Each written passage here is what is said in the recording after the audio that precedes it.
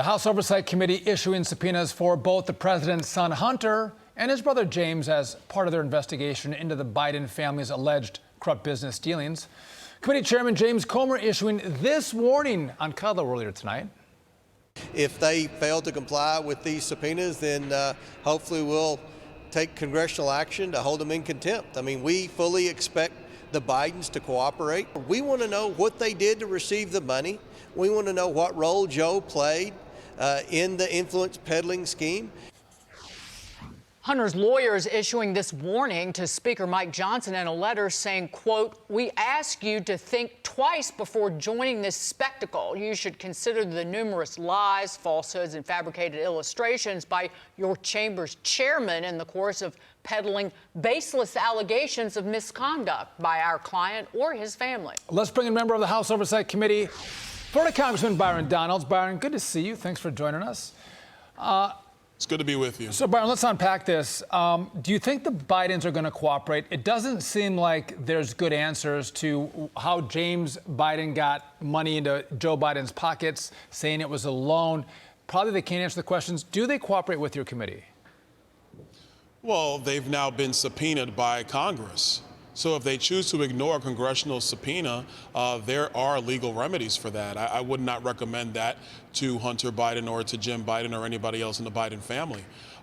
If they believe that what we are saying is false, well, then there's an opportunity to come and prove that and actually discuss that, whether it's going to be through the depositions or whether that's going to be through testimonies to the committee or whether that's going to be in open committee hearings. They can make that case very clearly. So if they have nothing to hide, I don't know what the problem is.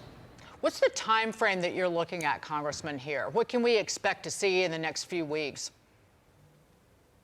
Well, look, I think what's going to happen is we're going to try to get some transcribed interviews with several people surrounding the Biden family who are either been tied into some of these account chains. Money has moved to them or through some of their bank accounts. We want to be able to do that and then corroborate that information with bank records and financial documents that we have gone through the process of gaining access to. And so I think that's going to take probably a couple of weeks to a month to sift through all that because people are going to need their time to do this work, being very careful, being very precise, wanting to make sure that we get the record absolutely correct. Congressman, what do you make of the Biden lawyers' veiled threat to Speaker Johnson? Basically, it was a mob-esque letter saying, "Pretty nice house you got there. You may not want to do this." I found it unbelievable that lawyers would send that kind of letter to the sitting Speaker of the House. Well, actually, I'm not surprised. I figured something like this was going to come because you got to understand that Hunter Biden has been protected, frankly, by his lawyers, but also elements of the Department of Justice.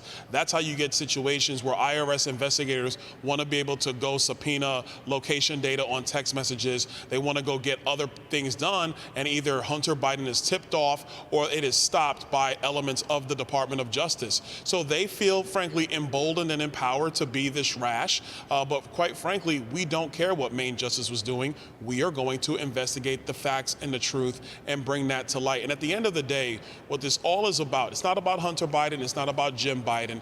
It's about the fact that Joe Biden knew that his family was selling access to his office for many, many years. He encouraged it, he took advantage of it, and you can see by the checks, he got money from it. That's what this is about. Do you anticipate there being an impeachment trial in the middle of an election year? I think it could be very possible. The level of information that we are now getting to this point is very damning.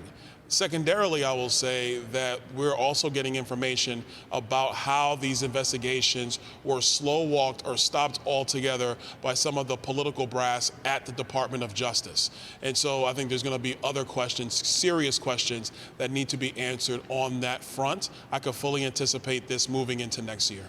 You know, I'm not quite sure the Bidens are going to show up. If they don't follow your subpoena, you look to the Department of Justice to enforce that subpoena to prosecute these two Bidens based on their track record. I don't think that's going to happen, Congressman, but we're going to report on it and watch, as you do, to see what happens with James Biden and Hunter Biden.